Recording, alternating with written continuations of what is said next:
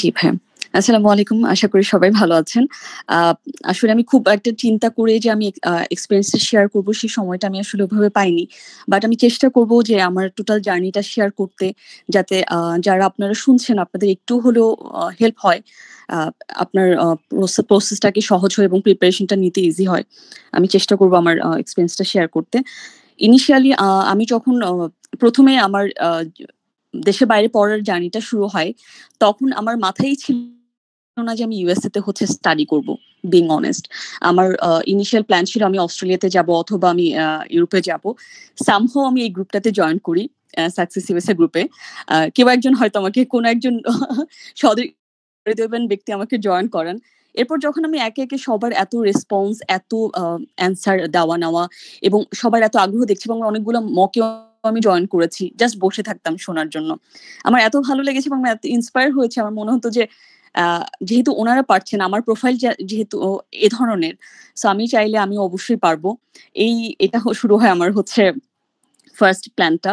তারপর আমি একদিন অনন্যা আপুকে নক করেছিলাম। আপুর কাছ থেকে একটু ডিটেইলসটা জানলাম, ইউনিভার্সিটির প্রসেস এগুলো সবকিছু জানার পর আমি আমার প্ল্যানিংটা শুরু করি ফার্স্ট এ যে আমি আসলে ঠিক আছে আমার যেহেতু সেপ্টেম্বর ইনটেকের জন্য আরো লেট হবে। সো আমি কেন না স্টার্ট করি জানুয়ারি ইনটেকটা দিয়ে।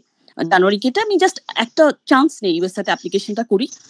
যদি বাই এনি চান্স আমার কোনো কারণে যেহেতু ইউএসএ টা আনপ্রেডিক্টেবল সো আমি তখন হয়তো ফার্দার আমি ইউরোপের জন্য ট্রাই করব। এই চিন্তাটা থেকে আমার ফার্স্ট এ হচ্ছে ইউএস এর প্ল্যানিংটা করা। সো আমি ১ম এই অবশ্যই আমার আল্লাহ তাআলাকে ধন্যবাদ জানাচ্ছি।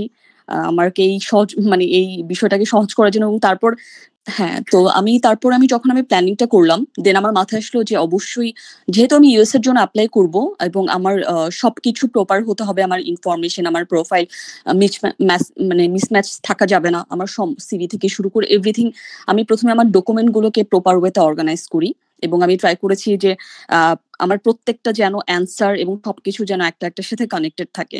সো আমি ফার্স্ট এ আমি ১ম এ এক্সপেরিয়েন্সটা একদম ইন্টারভিউ ডেটা থেকে শুরু করে পরবর্তীতে আমি কিভাবে ডিটেইলসটা আমি আমার নিজেকে প্রিপেয়ার করেছি সেই ব্যাপারটা আমি শেয়ার করব। ইন্টারভিউ ডেট ছিল আমার ১৯ তারিখ। আই এম সরি আমি হয়তো মিসম্যাচ করে ফেলতেছি। আমার প্রোফাইলটা একটু বলি। আমি হচ্ছে ডিজাইনার, ফ্যাশন ডিজাইনার। আমি লাস্ট 8 ইয়ার্স ধরে আমার এই ট্রেডে আছি। আমার গ্র্যাজুয়েশন আমি কমপ্লিট করেছি ফ্যাশন ডিজাইনিং এই এবং তারপর আমি এখন পোস্ট গ্র্যাজুয়েশন এর জন্য সেন্ট্রাল মিশিগান ইউনিভার্সিটিতে যাচ্ছি এবং সেখানে আমি apparel product development and fashion merchandising এই হচ্ছে আমার মাস্টার্সটা কমপ্লিট করব। তো আমার ইন্টারভিউ ডেট ছিল হচ্ছে ১৯ নভেম্বর।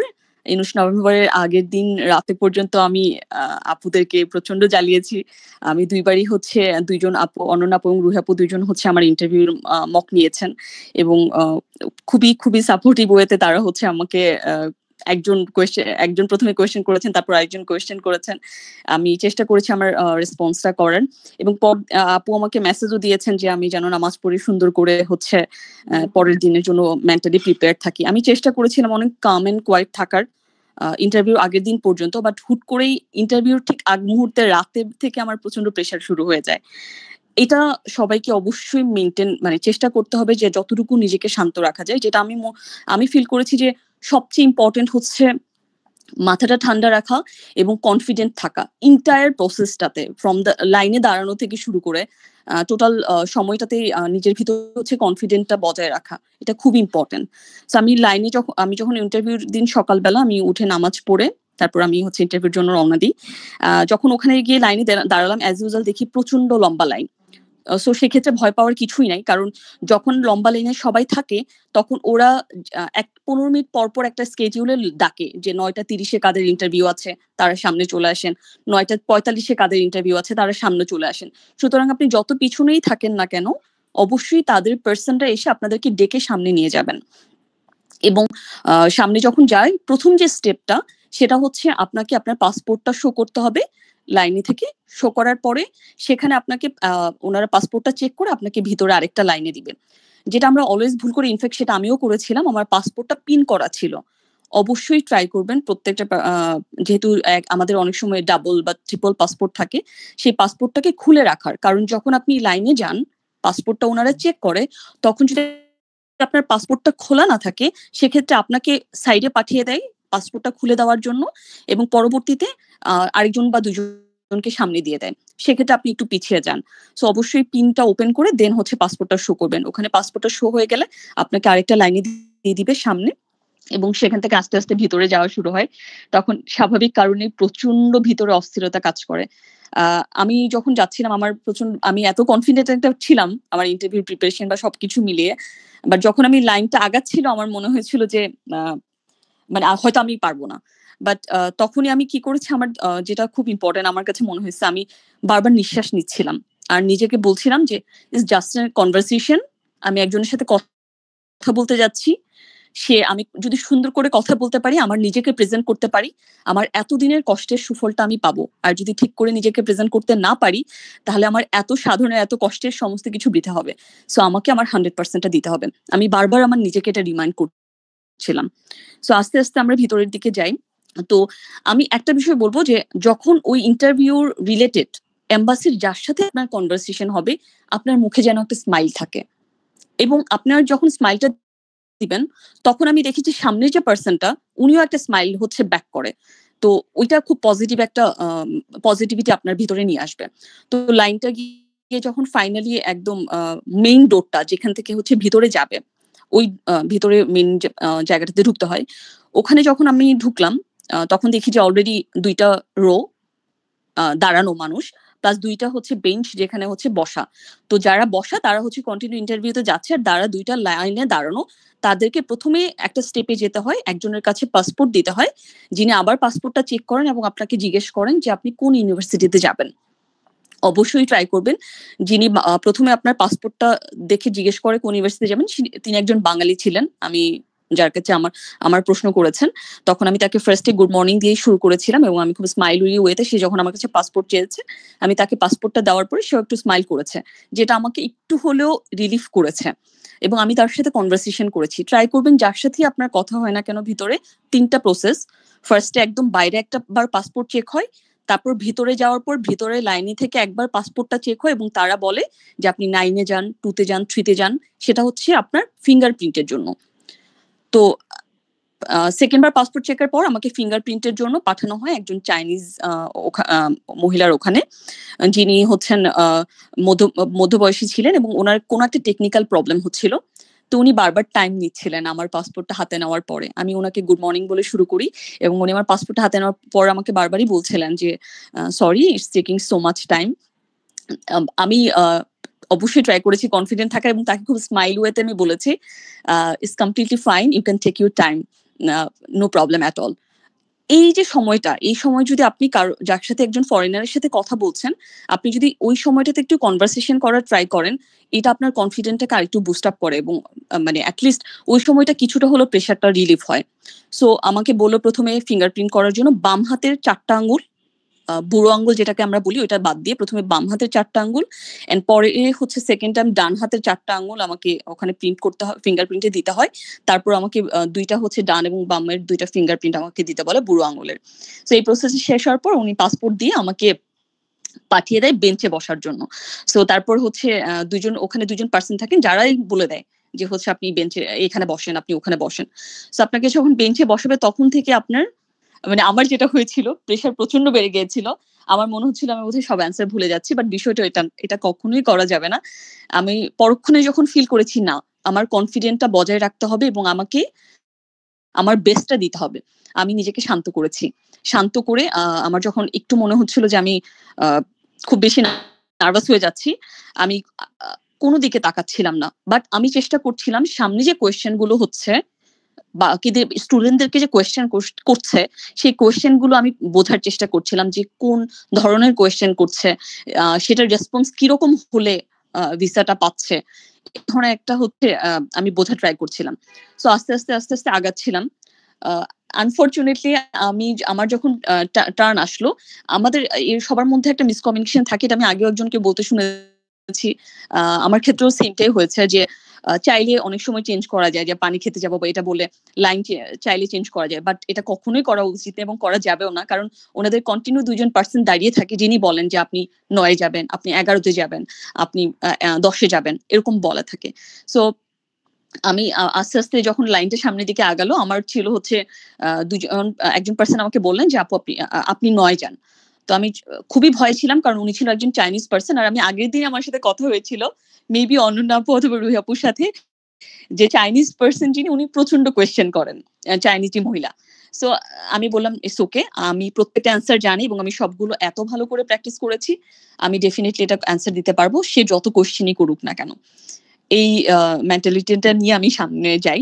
সো আমার সামনে 4 থেকে 5 জন ছিলেন, একজন হচ্ছে ভিজিট ভিসায় ছিলেন, উনি রিজেক্ট হন, এবং আমার ঠিক সামনে আরো 4 জন স্টুডেন্ট ছিলেন, সেই 4 জন স্টুডেন্টই পরপর রিজেক্ট হন। তখন আপনারা চিন্তা করতে পারেন যে আমার সিচুয়েশনটা কি হতে পারে। বাট যখন আমি প্রচন্ড প্রেশার ফিল করছিলাম, আমি জাস্ট মনে মনে বলেছিলাম তারা প্রপারলি অ্যান্সার দিতে পারেনি, এটা তাদের ব্যর্থতা, আমি জানি আমি অ্যান্সার দিতে পারবো, এভাবে নিজেকে বোঝাতে হবে। কনফিডেন্স আমার কাছে যেটা মনে হয়েছে, নিজেকে শান্ত রাখা এন্ড কনফিডেন্সটা বজায় রাখা, এবং নিজের মধ্যে ওই বিষয়টাকে ধরে রাখা যে না আমি পারবো, এটাই হচ্ছে কি। আপনি তো প্রিপারেশন নিচ্ছেন, আপনি আপনার বেস্টটা দিচ্ছেন, সো আপনাকে অবশ্যই ওই মোটিভেশনটা সারাক্ষণ মাথায় রাখতে হবে, নিজেকে সাহস দিতে হবে যে না আমি পারবো, আমি এটার জন্য প্রিপারেশন নিয়েছি, আমি জানি আমার বেস্টটা আমি দিতে পারবো। তো যখন 4 নাম্বার পার্সনটাও রিজেক্ট হয়ে যায়, স্টুডেন্টের কথা বলছি, ফার্স্ট একজন ভিজিট ভিসার রিজেক্ট হয়, তারপর 4 জন স্টুডেন্ট রিজেক্ট হয়, এন্ড তারপর হচ্ছে আমি ছিলাম। সো আমি যখন সামনে গিয়েছি, আমি লিটারেলি আমার মনে হয়েছিল আমার মাথা ব্ল্যাঙ্ক, আমার মাথায় হয়তো কোনো কোয়েশ্চেনের অ্যান্সার নাই, বাট তারপর আমার মাথায় ছিল যে না, greetings is the main fact, first impression হচ্ছে বেস্ট ইমপ্রেশন। এটা আমি মাথায় রেখে আমি যখন ফার্স্টে গিয়েছি, আমি আরেকটা ব্যাপারে খেয়াল করেছি, এটা আমি খুব ইম্পর্টেন্টলি সবাইকে বলবো, যারা ইন্টারভিউ দিতে যাচ্ছিল, সামনে যেহেতু একটা হাত রাখার মতো জায়গা হয়, ফাইল রাখাগুলোর জায়গা হয়, সবাই ফাইলগুলোকে একটু এলোমেলো করে রাখছিল এবং নিজেরা একটু হাতটা সামনে দিয়ে ব্লেন্ড হয়ে দাঁড়িয়ে কথা বলছিল, কাইন্ড অফ ক্যাজুয়াল ওয়েতে, বাট নেভার ডু দ্যাট। আমি দেখেছি তারা খুব ক্যাজুয়াল ওয়েতে সামনে হাতটা হেলান দিয়ে কথা বলছিল, তাদের যে অ্যাপিয়ারেন্স, দাঁড়ানোটা, এটা আমার কাছে মনে হয়েছে অ্যাপ্রোপ্রিয়েট না। আপনাকে অবশ্যই খুব কনফিডেন্সের সাথে আপনার ডকুমেন্টটাকে সামনে রাখতে হবে এবং খুব সুন্দর করে নিজেকে প্রেজেন্ট করতে হবে, অ্যাজ ইফ আপনি একজন স্মার্ট এবং খুব ইন্টেলিজেন্ট একজন person. If I am not, তারপর এটা প্রেজেন্ট করতে হবে যে আমি খুব কাম এন্ড কোয়াইট এবং ইন্টেলিজেন্ট একজন পার্সন, এবং প্রথম গ্রিটিংসটা খুবই ইম্পর্টেন্ট। আমি এত সুন্দর করে একটা স্মাইল করেছি, মৃদু একটা স্মাইল করেছি এবং বলেছি good morning officer, hope you are doing great. So সে আমাকে সাথে সাথে একটা ব্যাক স্মাইল দিয়েছে এবং দেওয়ার পর আমাকে বলেছে যে পাসপোর্ট ওর I-20 পাসপোর্ট। সো আমি আমার যে একদম প্রথম লেটেস্ট যে পাসপোর্টটা ওইটা আমি দিয়েছি, পুরোনোটা আর দেইনি, এবং সাথে I-20 দিয়েছি। সো যখন দিয়েছি, উনি আমাকে কোয়েশ্চেন করেছে যে তুমি এই সাবজেক্টটা কেন চুজ করেছো। বাট এখানে আমি বলে রাখি, আমি একটু ভুল করেছিলাম, আমার মনে হয়েছে, এটা হয়তো অফিসার উনি জানেন না আমি ভুল করেছি, যেহেতু আমি নার্ভাস ছিলাম, নার্ভাসের কারণে আমি বলে ফেলছিলাম যে আমি এই ইউনিভার্সিটিতে এই সাবজেক্টটা এই টপিক গুলো আছে, এবং এটার জন্য আমি হচ্ছে খুব ইন্টারেস্ট ফিল করি ইউনিভার্সিটির উপরে। আমি এইটুকু বলার পর আমার মাথায় এসেছে, আমাকে অ্যান্সার কোয়েশ্চেন করা হয়েছে যে আমি এই সাবজেক্টটা কেন চুজ করেছি। তখনই আমি ইমিডিয়েট আমার অ্যান্সারটাকে কানেক্ট করি যে এই ইউনিভার্সিটি এই সাবজেক্টে এই বিষয়টা আছে, আমি 2 জন প্রফেসরের কাছ থেকে রিসার্চ অ্যাসিস্ট্যান্টশিপ পেয়েছি, এবং এই সাবজেক্টে আমি রিসার্চ করার সুযোগ পাবো, যেটা আমার প্রিভিয়াস এক্সপিরিয়েন্সের সাথে কমপ্লিটলি অ্যালাইন, এবং আমার এই সাবজেক্টটা পড়ার পরে আমি হচ্ছে এখানে অপরচুনিটি পাবো, আমি বড় বড় অর্গানাইজেশন গুলোতে আমার ফ্যাসিলিটিস থাকবে। আমি টোটালটা এক্সপ্লেন করেছি জাস্ট একটা অ্যান্সারে উইদিন 45 সেকেন্ডস। আমাকে খুব বেশি প্রশ্ন করা হয়নি, বাট আমার সামনে যারা ছিলেন তাদেরকে অনেক কোয়েশ্চেনই করা হয়েছে, আমি সেটা একটু পরে আসছি আমার কোয়েশ্চেনটা শেষ হলে। সো 45 সেকেন্ডস এর পর আমি একটা বিষয় খেয়াল করেছি, আমার কাছে মনে হয়েছে উনি আমার ফেসবুক চেক করছেন, এটা আমার ধারণা আর কি। আমি এই জন্য বলবো, যখন আমাদের মাথায় থাকবে যে আমরা হচ্ছে ভিসা অফিসারের কাছে আমার যেহেতু DS-160 থেকে আমার সোশ্যাল যে ইয়াটা দিতে হয়, ইনফরমেশনটা কি বলে লিঙ্কটা দিয়েছিলাম আমি, সো আমার কেন জানি মনে হয়েছে শি মাইট বি চেকিং আমার আইডি বা কিছু। সো এই বিষয়টা একটু ইম্পর্টেন্ট যে আপনি কি পোস্ট করছেন, কি রকম পোস্ট করছেন। অ্যাটলিস্ট ভিসার আগে যখন আপনাকে কোনো একটা আপনি আইডিটা শেয়ার করছেন, চেষ্টা করবেন ভালো ভালো মোমেন্টস অথবা খুব স্মার্ট ওয়েতে নিজেকে প্রেজেন্ট করার, অ্যাটলিস্ট ভিসা ইন্টারভিউর আগে পর্যন্ত। আমার কাছে এটা মনে হয়েছে যে উনি হয়তো আমার প্রোফাইল চেক করছেন। সো আমাকে জাস্ট একটা কোয়েশ্চেনে করা হয়েছিল, কেন এই সাবজেক্টটা। আমি অ্যান্সার 45 সেকেন্ড দেওয়ার পরে উনি আমাকে হুট করে 1 মিনিটের মতো পজ নিয়েছে। সো আমি প্রচন্ড প্রেশার শুরু হয়ে গেছে আমার, যে আমি বুঝতে পারছিলাম না যে আসলে এই পজটা কেন। তখনই উনি স্ক্রল করছেন, কিছু একটা লিখছিলেন এবং হুট করে আমাকে বললেন জাস্ট একটা কোয়েশ্চেনের পরেই, আমার 45 সেকেন্ডের পরে, যখন উনি একটু টাইম নিয়েছেন, তারপর যে থ্যাংক ইউ। সো আমি থ্যাংক ইউর পরের আর শব্দগুলো শুনিনি। আমি ভেবেছি আমি রিজেক্ট, কারণ যেহেতু উনি আমাকে আর কোনো প্রশ্ন করেনি। তারপর উনি আমাকে লিফলেটটা দিলেন। লিফলেটটা দেওয়ার পরে আমার হাতে যখন লিফলেটটা আসছে, তখন আমি দেখলাম যে হ্যাঁ, আমাকে অভিনন্দন জানাচ্ছেন। উনি একটা স্মাইল করেছে, congratulation, please pass your I-20 sorry passport after 14 কিছু একটা বলেছে, মাথার উপর দিয়ে গিয়েছে। সো আমি ওইটার মাথায় ছিল না, আমি নিয়ে বের হয়ে আসছি। বাট আমি যেটা আমার কাছে, আমি কয়েকটা জিনিস আমি বারবারই বলতেছিলাম যে সামনে যে পার্সন গুলা, আমার সামনে যারা ছিলেন, তাদেরকে যে 4-5টা কোয়েশ্চেন করছিলেন, তারা খুব স্মুথলি অ্যান্সার গুলো দিতে পারেনি এবং প্রত্যেকেই খুব স্ট্রংলি দাঁড়ায়নি আমার কাছে মনে হয়েছে, এবং নিজেদেরকে যে ওয়েতে প্রেজেন্ট করবে সেভাবে ওনারা প্রেজেন্ট করছিলেন না, খুব নার্ভাস হয়ে গিয়েছিলেন, যেটা আমার কাছে মনে হচ্ছে রিজেকশনের একটা বড় কারণ।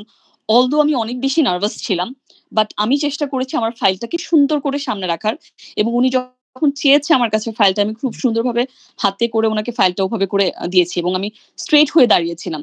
আমি হচ্ছে যখন কথা বলেছি, তখন ওনাকে যখন ফার্স্টে গুড মর্নিং দিয়ে শুরু করেছি, সেটাও আমি খুব স্ট্রংলি এবং বোল্ডলি বলেছিলাম। আমার মনে হয়েছে যে এটাও খুবই ইম্পর্টেন্ট। সো আরেকটা ব্যাপার হচ্ছে, আমি অবশ্যই বলবো, আমার কাছে মনে হচ্ছে dress is really really important. আপনার নিজেকে যতটুকু ক্লিন, সুন্দর এবং আপনার বেস্ট আউটফিটটাই হচ্ছে ওই দিন পরে যাওয়া উচিত বলে আমার মনে হয়। সো এরপর হচ্ছে আমি বের হয়ে আসছি। সো এই ছিল আমার ছোট্ট অল্প ইন্টারভিউ টাইমিং, বাট ওভারঅল এটাই ছিল। সো আমি এখন আমার পর হ্যালো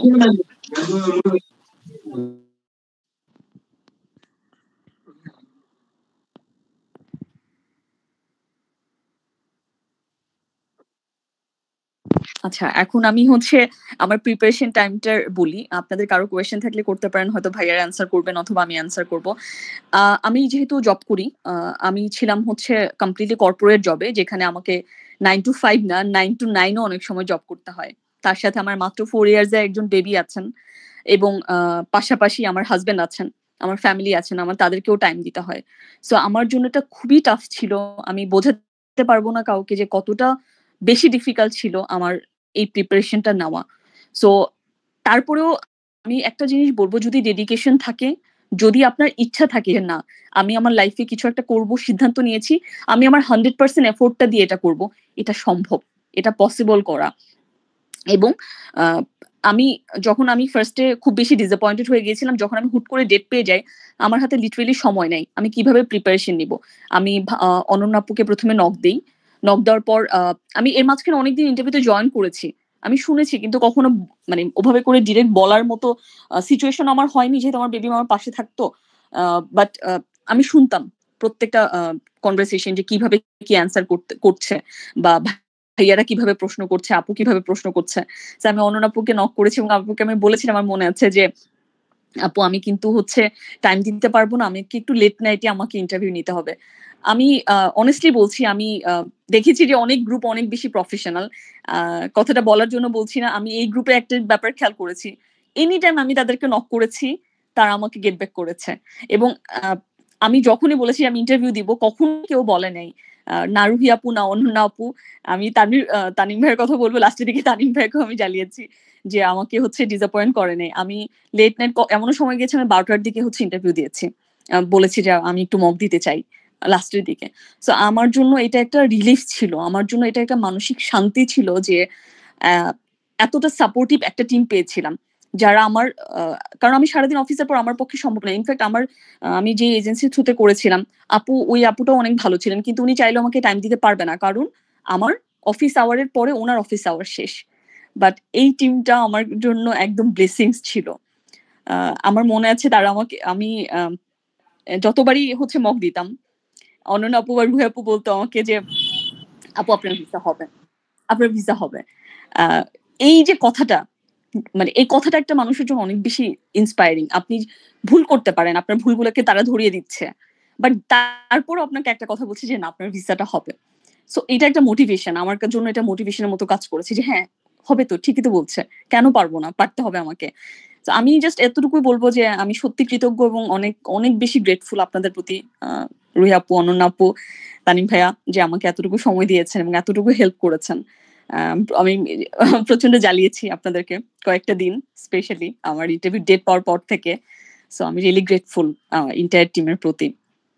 আর হচ্ছে আরেকটা বিষয় আমি শেয়ার করতে চাই, মানে আমি আপনাদেরকে বলতে চাই, সেটা হচ্ছে আমি অলরেডি বললাম যে আমি একজন ৪ বছর বাচ্চার মা, প্লাস হচ্ছে একজন কর্পোরেট জব হোল্ডার।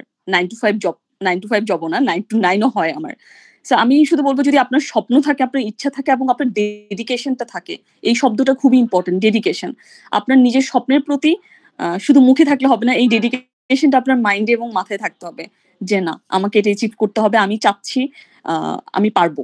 এই বিশ্বাসটাও নিজের উপর রাখতে হবে। সো অবশ্যই সম্ভব, এবং আমার বিশ্বাস যে এটা সম্ভব এবং আপনারা পারবেন। সো আপনাদের কারো কোয়েশ্চেন থাকলে করতে পারেন। এটাই ছিল আমার ওভারঅল এক্সপেরিয়েন্স।